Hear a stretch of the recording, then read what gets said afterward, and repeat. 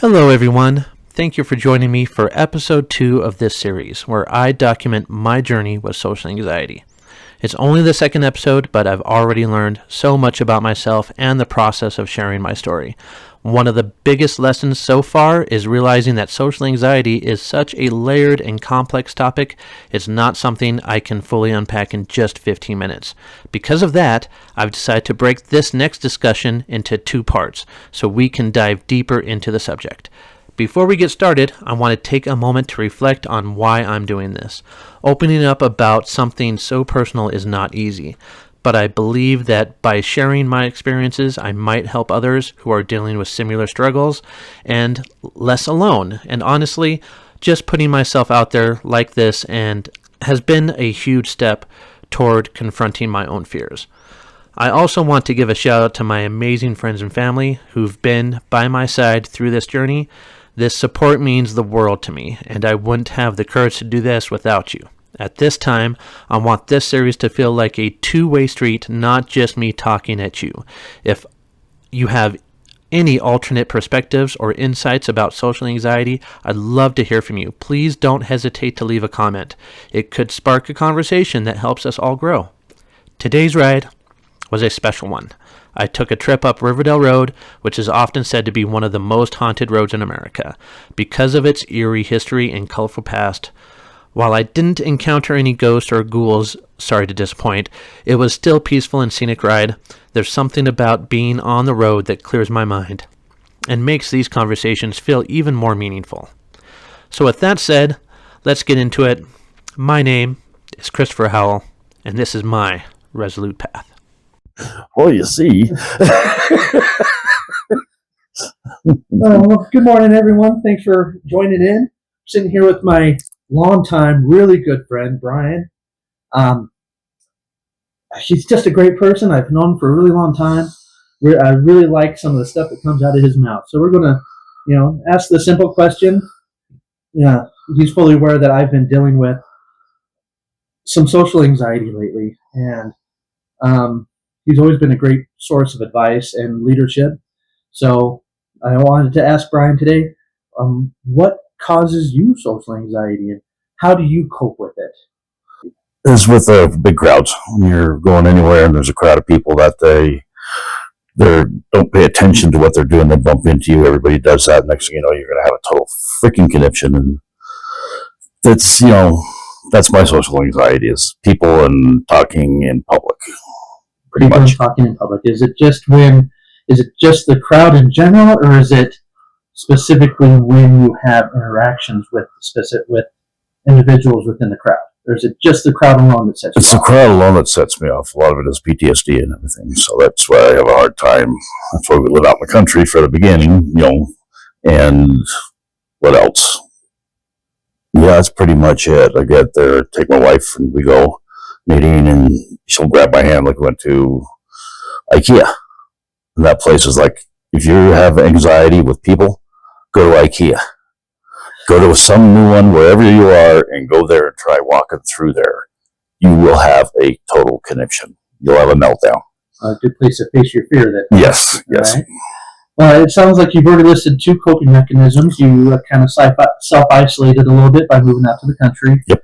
And, of course, you've got your partner, who is great support and wonderful, wonderful person to have around. Are there any other coping methods you've come across? Stay away from stupid people. That's getting harder and harder, isn't it? Yeah. Just try to cope with things. What I do is I just, step away and breathe, step back. If you're in an area, for me, it helps is, okay, I know where everything is. I know where I can get out, all this kind of stuff. But if you have a really bad anxiety and you can't find a way out, just kind of step away from people. Go find a wall, find whatever, keep your back to it, and just breathe. And that'll help you get through the big crowds. You just got to step away for a moment, get some of your personal space, get your breath back in you. And get the hell out after. Get out as soon as you gather yourself to find the closest exit. Correct. All right, makes sense. Yep. Now, I do see a lot of people, especially men, they cope with their anxieties and PTSDs by being out in public by watching the doors and sitting in a corner and being observant of their space. And that in itself is a coping mechanism, right? Because you feel a little bit less anxious if you know where you need to go, know your surroundings, and are paying attention to what's going on. Right? I would say so. I would say so because it helps you focus. If you know where things are, you're able to continue your whatever you're doing during the day, being around people. It helps you just understand to step away like that. Mm-hmm. So. Well, the very first one you mentioned, like moving out to the country and the self-isolation, I can see where that'd be beneficial, but I could also see where that could be detrimental. I mean, we're social creatures, and we don't necessarily want to, immediately self-isolate and recluse away from the world. So what do you do to get because you still want people around you still need social interactions. Where do you get your social interactions from being out in the country? I have some friends that are out here, our local neighbors are a little bit of distance away, but it's nice to have your peace and quiet. For a social interaction, my wife and I will get together and go with friends and have friends over and do stuff like that. But being away from all the craziness that's out there, that it's going 100 miles an hour, it's already hard enough to keep your mind in focus, and then having to battle that on top of it. Being out in the country kind of gives you it's not a sense of isolation, but it's a sense of freedom and being able to do your thing and not have a conniption over stuff. Because sometimes people will fuck with you, and it's not their intention to fuck with you, but that's just the way they are. And staying away from that kind of thing is good, because if you have too much stimulus around you, I don't want to go to jail. I'm too old for that. Well, one thing you touched on there that resonates with me too is that's the speed of how everything is moving out there now. Everyone is just going at Mach 10, not having the time to really focus or pay attention to anyone around them. So everyone seems to be so much more dismissive and lacking of caring or even general courtesies. And I think a lot of that has to do with just how fast. I mean, your mind is set on your next task, or when I go out in public, my mind is set on my next task, not necessarily on the people around me. And I think a lot of people suffer from that extremely high paced life. Yep. And one of your coping mechanisms, again, was just slowing it down. And whether it had been out in the country or even before you moved out to the country, you were finding ways just to make things slow down. You need to find what works for you, like living in the city, flowers, the garden, stuff like that. That for me is clear as the mind. I mean, I go out and trim the posies every day. That's makes you relax. Find things that make you relax, and then figure ways to incorporate them into your life. Well, urban farming. Yep. And of course, having your own little safe haven. Yes. You make your home your safe space, and yes. That's but don't make it a crutch. Yeah, that's another double-sided coin. Yes. I mean, you want to feel safe and secure in your home, and you want to have that space to go to, but you also don't want to turn into a recluse. No, you want to be able to still go out and do things. Mm-hmm. But like, I don't go to movies. I still won't go to a movie. I don't go to movies. I don't go to concerts. I don't do anything like that because A, I get frustrated with too many people around, and B, there's too many stupid people around. Instead of people having the courtesy to say, hey, excuse me, they turn around and say, what's the fucking problem? It's like, well, and I'm a big guy. I'm 6'3", and it's usually some little shit that comes up there that's got a chip on his shoulder. So I try to keep things where I don't put myself in those circumstances. Find out what triggers you and take those triggers and catalog them so you can see where you're getting your anxiety, how you're going to cope with society in general. Once again, it goes back to PTSD and how you deal with events in your life. And some can be very messed up. And like for me, it was the military, and for what we went through and everything, it was normal. We were normal. Mm-hmm. Just like a lot of people that have anxiety issues, it's usually a stressor that starts it. But you're normal for your group, of people, for your friends.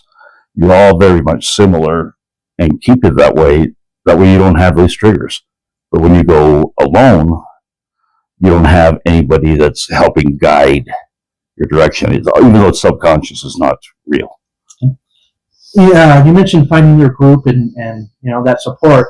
That seems to be an ongoing theme I'm noticing. It definitely helps me. It's helped other people that I've talked to, and yeah, finding your what's almost your tribe. Pretty much. You'll have your group. You'll have people that you can sound off. Like you look at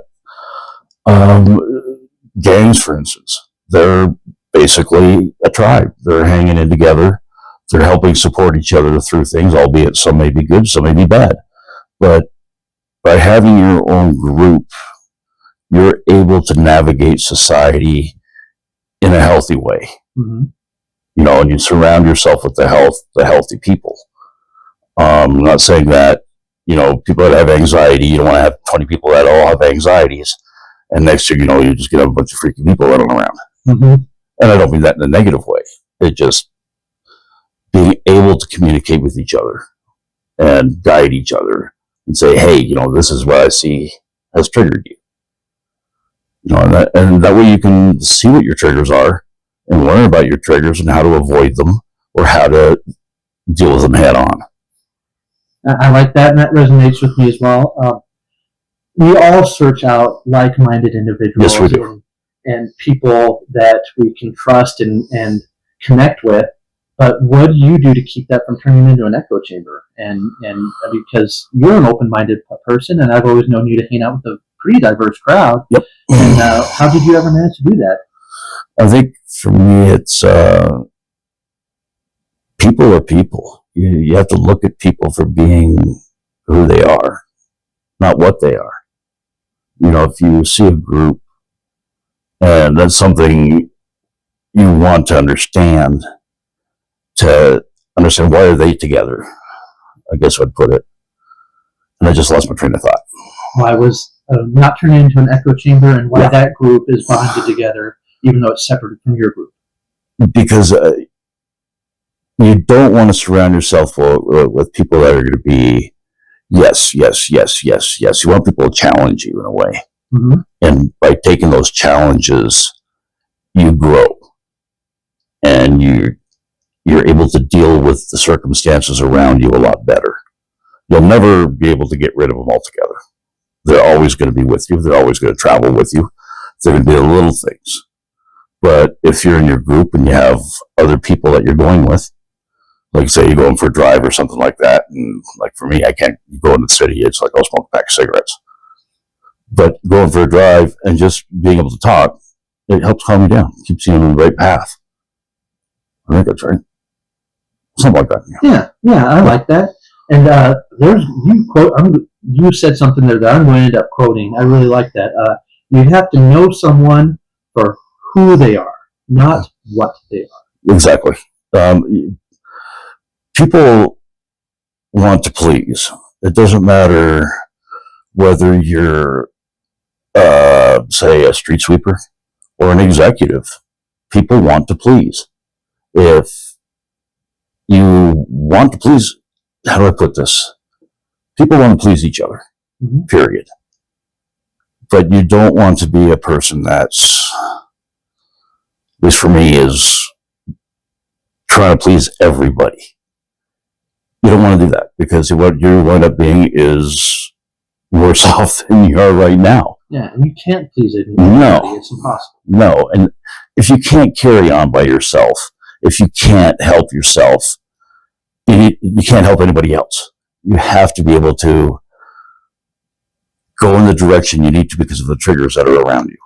Once you control those, you'll be able to go anywhere you want. Congratulations, you made it to the end of my second episode.